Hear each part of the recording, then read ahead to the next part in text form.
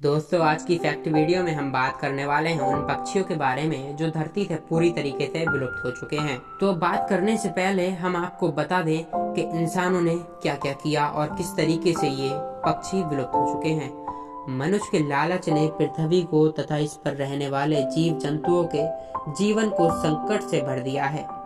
आज पूरा विश्व ग्लोबल वार्मिंग, ओजोन परत में छेद, पर्यावरण प्रदूषण जैसी कई समस्याओं का सामना कर रहा है। पर्यावरण तथा जंगलों का ह्रास होने की वजह से तथा बदलती जलवायु के चलते आज पक्षियों का अस्तित्व खतरे में पड़ा हुआ है। लेकिन इन खूबसूरत जीवों को आज इस संसार में रहने तक का हक भी नहीं दिया जाता। जानकारी के मुताबिक सन 1500 से लेकर अब तक करीब 128 पक्षियों की प्रजाति बिल्कुल विलुप्त हो चुकी है। वैज्ञानिकों के आंकड़े के मुताबिक आने वाले अगले 100 सालों में पक्षियों की लगभग 1183 प्रजाति गायब हो जाएंगी। ऐसा नहीं है कि पक्षियों की कम संख्या होने की वजह से वो विलुप्त हो जाएंगे, बल्कि एक समय में लाखों की संख्या में पाए जाने वाले पक्षी भी मनुष्य की गतिविधियों, जंगल विनाश तथा शिकारियों के हमलों की वजह से आज अपना अस्तित्व खो चुके हैं। नंबर 1 पे आता है डोडो पक्षी। कलेटस के नाम से जाने वाला ये पक्षी, डोडो पक्षी, उन पक्षियों की श्रेणी में आता है जो पृथ्वी से ही पूरी तरीके से विलुप्त हो चुके हैं। ये पक्षी मार्शियम के स्थानीय पक्षी थे। अन्य पक्षियों से अलग ये पक्षी उड़ना नहीं जानते थे, क्योंकि ये आकार में भी बहुत बड़े होते थे। माना जाता है कि डोडो पक्षी कबूतर के करीबी रिश्तेदार हैं। इन पक्षियों की लंबाई 3.3 फीट तथा इनका वजन 20 किलो के आसपास माना जाता था। डोडो पक्षी के विलुप्त होने का कारण वर्ष 1598 में डच समुद्र यात्रा के दौरान द्वीपों पर आए, तब उन्होंने इन पक्षियों का शिकार करना शुरू कर दिया।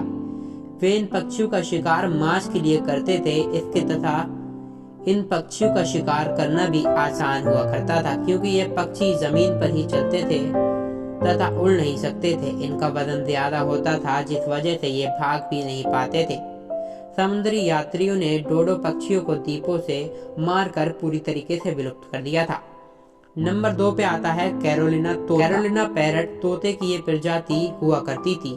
यह प्रजाति सिर्फ उत्तरी अमेरिका में पाई जाती थी। ये वहां से के अलावा अमेरिका के अन्य राज्यों में भी पाई जाती थी तथा प्रवास के लिए यह आयोवा, इलिनॉयस, ओहियो जैसी अमेरिका के राज्य में विचरण के लिए जाया करती थी। तोते की इस प्रजाति का आकार 12 इंच होता था तथा इनका वजन करीब 280 ग्राम हुआ करता था।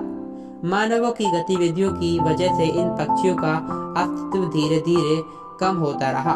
धीरे धीरे जंगल के खत्म होने के वजह से नष्ट होते गए तथा ये पूरी तरीके से गायब हो गए।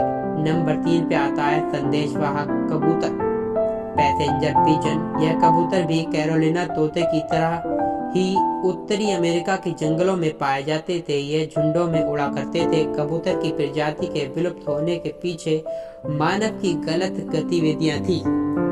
दरअसल अमेरिका में अफ्रीकी लोगों को दास बनाकर लाया जाता था। इन लोगों को सस्ता भोजन खिलाया जाता था। इस भोजन में वे संदेशवाहक कबूतरों का मांस खिलाया करते, क्योंकि इन कबूतरों का शिकार काफी आसान था, इसलिए इनका शिकार तेजी से किया जाने लगा। इसके साथ ही मानव विकास गतिविधियों जैसे कि भवनों का निर्माण आदि की वजह से जंगलों का इस्तेमाल किया जा गया। जंगल धीरे धीरे सिमट कर रह गए और संदेशवाहक कबूतरों के आवास पूरी तरह से नष्ट हो गए।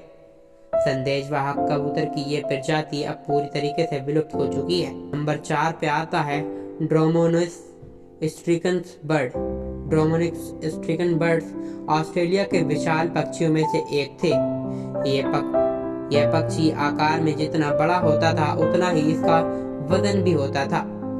इसका वजन 450 किलोग्राम के करीब हुआ करता था। पहली बार इस पक्षी की खोज 1969 में की गई थी। यह पक्षी देखने में एमू पक्षी जैसा ही लगता था, लेकिन यह पूरी तरह से एमू नहीं था। इस पक्षी को मेहरिंग पक्षी भी कहा जाता है। जैसा कि आप जानते हैं, एमू पक्षी बड़े होते थे, वहीं इस पक्षी की लंबाई 3 मीटर के करीब होती थी। तो नंबर 5 पिलाटोपटिरिडे पक्षी को हाल ही में खोजा गया है। इस प्रजाति के पक्षियों की ऊंचाई लगभग 2 मीटर होती थी। जानकारी के मुताबिक ये पक्षी 2 से 2.5 करोड़ वर्ष पहले मौजूद थे। ये उत्तरी गोलार्ध में पाए जाते थे तथा अपने आकार में विशाल होते थे। यह पक्षी उड़ नहीं सकते थे। पेंगुइन की तरह ही ये अपने पंखों के जरिए पानी में तैरते थे, लेकिन इनके दांत पेंगुइन से भिन्न होते थे। पेंगुइन भी इन पक्षियों के मुकाबले काफी छोटे होते हैं, लेकिन बताया जाता है कि इन पक्षियों की लंबाई मनुष्य के बराबर होती थी। ऐसा बताया जाता है कि ये पक्षी पेंगुइन के पूर्वज पक्षियों में से शामिल हैं, क्योंकि इन पक्षियों का दिमाग पेंगुइन की भांति होता है। इन पक्षियों के अवशेष California, Oregon, Washington, British Columbia तथा जापान में पाए गए थे। होप आपको गाइस हमारी वीडियो अगर पसंद आई है तो वीडियो को लाइक करके जाएं, और चैनल पे अगर नए आए हो तो चैनल को जरूर सब्सक्राइब करके जाना।